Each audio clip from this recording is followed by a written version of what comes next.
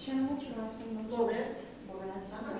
You don't know where Region 8 is, and it's kind of hidden by whatever has popped up on the screen. It's South Central Indiana. Bloomington's our largest city in the county that we serve, are listed there on the first slide. I am going to fly through quite a bit of this. I have more information here than I could possibly talk in detail about in 15 minutes. So I'll be skipping through some of it that you have to read if you want to ask some questions at the end. That would be just fine. There we go. Okay. Quickly, our board has a pretty simple mission. We want to make sure that employers in the region can identify the skilled workers they need to successfully maintain and grow their businesses. And we want to make sure that all workers, including youth, have the opportunities to access education and training so they can get themselves positioned to successfully compete for jobs and good wages. In support of that, we did establish 9 specific goals in our plan. I'll go through these pretty quickly, but number 1 is near and dear to the hearts of our board members and very important. It is extremely important to our board members that people in the region can access work-one services close to home without having to make a long commute to get to their nearest work one. So we do still maintain a full-time office in each of our 8 counties to make sure that, in our region we're a little bit rural, sometimes internet issues, we have connectivity issues in some of those rural areas. Obviously travel, gas, transportation, so that's a biggie for our board. With them very, very interested in making sure that we keep that presence in every county.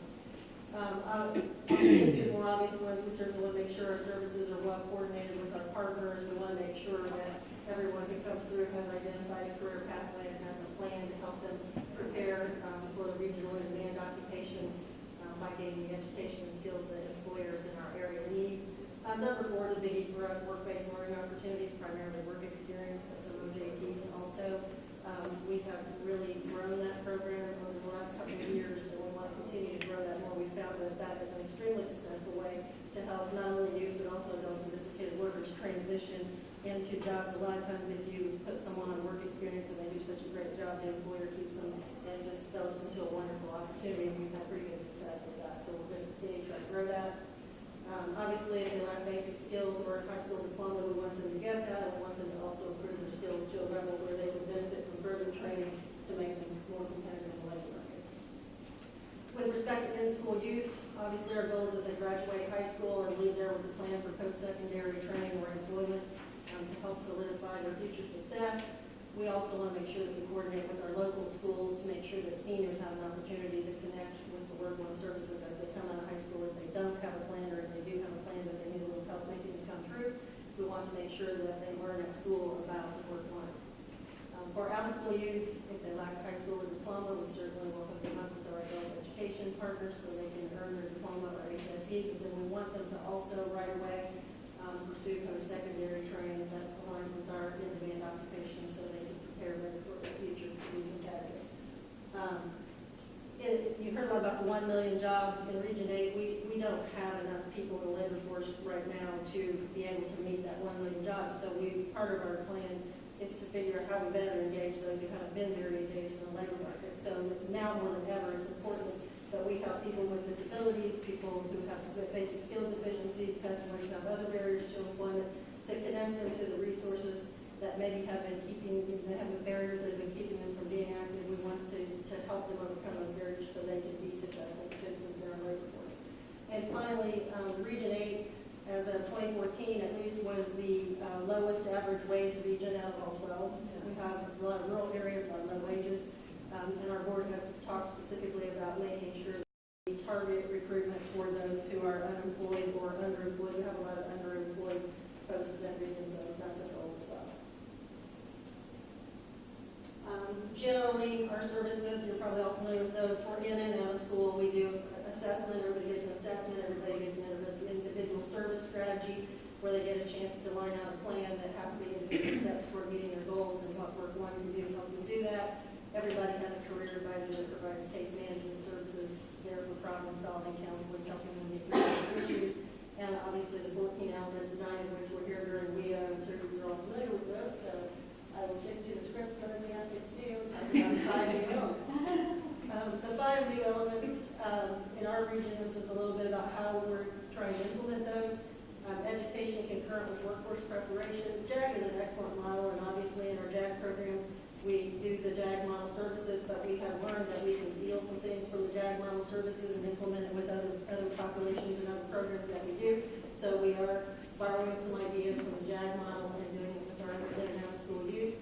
Other strategies for us, I mentioned earlier, we're big on work-based learning, so we're trying to continue to grow opportunities for youth while they're in school to have an opportunity to also have a work-based learning activity, work experience, OJT, or an internship, so that what they learn in the classroom is reinforced by what they're doing at work simultaneously, or certainly toward the end of their training program.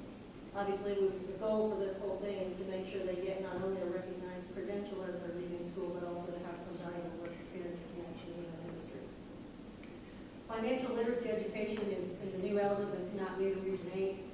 For a number of years, we have required anyone who wants our assistance with tuition and books to go to school to go through a financial literacy workshop, either one-on-one or in a group, to make sure mostly that they understand their budget, that they understand if I'm sending you to training and it's going to ultimately lead to a $12 an hour job, and then you're going to come back in for 2 months telling me you can't live on $12, you need 16. We need to figure that out now before you pick it through. So we do financial literacy education with everyone to make sure they understand their budget and credit cards and how to make good financial decisions, and how whatever career path they're picking will play into that whole thing. Entrepreneurial skills training, that is a new one to us. We're still kind of trying to figure out exactly how we're going to do that, but we are extremely fortunate to have the Gail and Bill Cook Center for Entrepreneurship located at Wilmington, Texas, and we probably know Steve Bryan. He's a wonderful resource and has worked with us for many years in the region, and he's stepped up and said he's more than willing to help us with any student who has an interest in further pursuing entrepreneurial skills. So we'll be hooking up with Steve and making sure that the kids get connected to what they need to be connected to for that. Labor market information and in-demand industry sectors. We are big users of labor market information in our region. We do have a demand occupation list that is based on what's available locally in our region. We make sure that that information is available to all the youth, adults, dislocated workers, everyone who comes into the work-on centers. We do work with them to look at that information. Don't just look at the job that looks cool tomorrow, but look at the long-term projections for that job, and will you have an opportunity to grow, and will that job still be around, and will you still be earning money from it? So we do use those occupational projections for the region when we're counseling our youth and helping them go through the career identification process. And finally, everything I just said, I think probably does help prepare them for transitioning to post-secondary, but in addition to that, we do take a look at their basic skills. If they're low on reading and math, we hook them up with our adult education partners to make sure that they get those skills remediated before they start school, so that they will not get behind in the classroom just because of a poor reading or math issue. We, of course, help them with the college admissions process, the application process, registration, picking the classes, any advice they need for that, as well as financial aid. We make mentoring referrals, but I like your ideas much better than the ones we have, so I'm taking them. And we also try to make sure that they understand there is another side to going to school besides the academic part. It's a big drain on your time. It's very stressful. You really need to think about those soft skills, those study skills, how you're going to manage your time, especially if you have a small child and that sort of thing. We try to cover all those bases before we start them in school and make sure they're aware. We were asked to include this slide. This is our attachment B for our plan, which has our participant projections for all the programs. I'm not going to dwell on this moment because I'm going to talk more about the youth here in the next slide. JAG is not the only in-school program that we offer. We do have JAG at 3 sites, Eastern Green High School, Owen Valley High School, and Bedford or Lawrence. But in addition to that, we also run a regular in-school program for non-JAG students. For PY16, our planned budget is about $226,000. Obviously, the maximum 25% of that can be spent on in-school youth, so that would be the most we would plan to spend on that. The number to be enrolled on WIOA is about 150 in-school youth, which makes our plan cost per enrollment at $1,507. We can keep that plan cost per enrollment pretty low, much lower than we otherwise would be able to. We're fortunate that we have Vincent University as our service provider for not only youth, but also for adult dislocated worker, Work Indiana, whatever programs we're operating. What that does for the youth, it allows them to sit with one case manager who gets to know them, and probably unbeknownst to them, that case manager is dipping into any bucket they possibly can to put together a good package of funding and services in a very well-coordinated way that the youth really doesn't have to worry about going to see someone else or whatever. So that allows us to keep our cost per enrollment on the youth program probably a little lower than we would otherwise be able to do if we didn't have a case manager who could come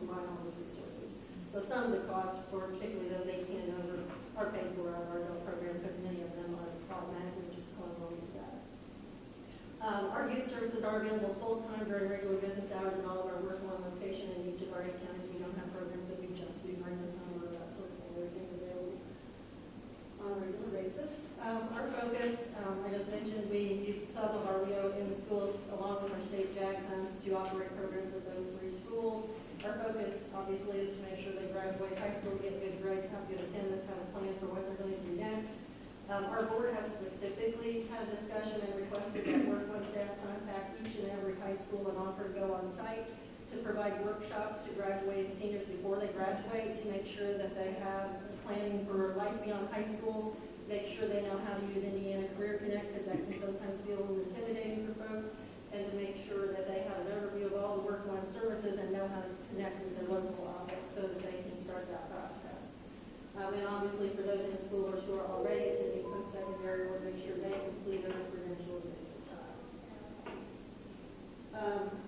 We were asked to include a little bit about strengths, weaknesses, and opportunities. I'm not going to go into this one. Basically, we think our strengths are work-based learning. We think it's a strength that those 18 and older can be seamlessly enrolled into all those other pots. Obviously, one of the threats and weaknesses of the in-school is the cap now 25% expenditure, so that's probably our biggest threat for that. Moving on to Alvin School, our budget for that is about $678,000, which is 75% of the allocation. Given the way the funding works, we know we'll need to spend at least that much. Our plan number to enroll on the out school is 250 participants at a planned cost per of about $2,713. Again, our service providers, Nixon University, so all the services in all the offices. Our focus on out of school has changed a little bit because of WIOA.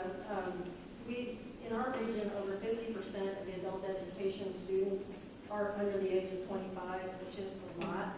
And that's kind of becoming a focus for us to try to tap into that group. I mean, it helps with our recruitment for out-of-school youth, right, because we kind of know where to find them. And we work really closely anyway with our adult education program. So we've shifted our focus a little bit to try to work a little bit more with them.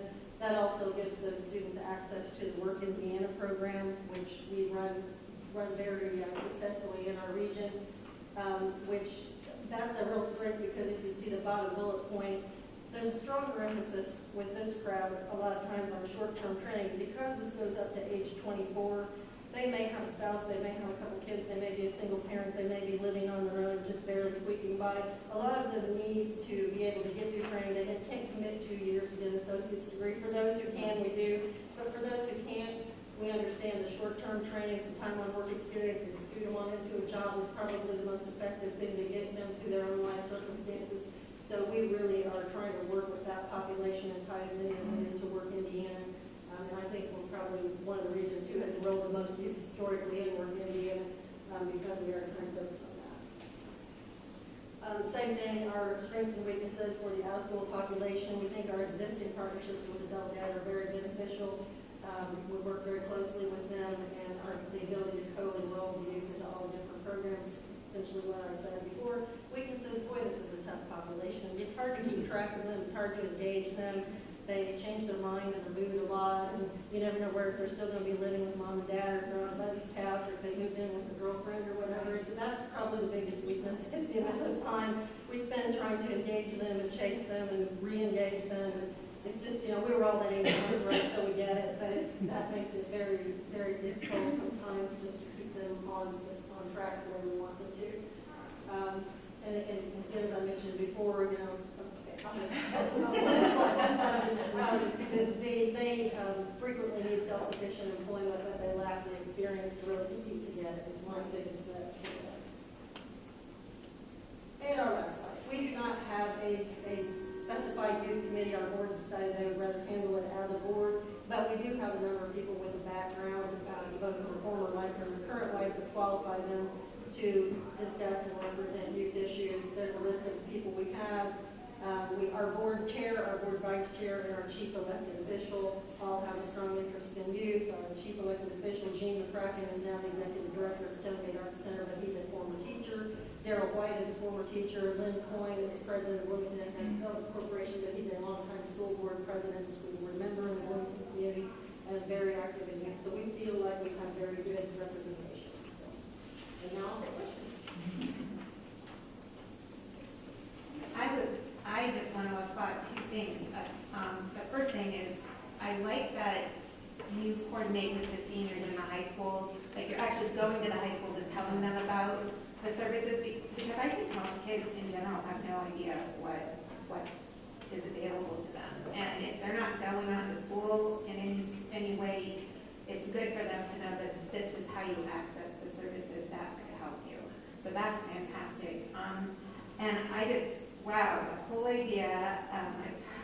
talked more before, he talked about the high number of younger kids in adult basic ed, but wow, 50% of your kids. It's over 50. We have a lot. That is an amazing statistic. So, It is. wow. We have about 1,000 enrollments in the region and over 500. That's incredible. Yeah. But I just wanted to ask about work experiences. Obviously, there's a huge focus on that.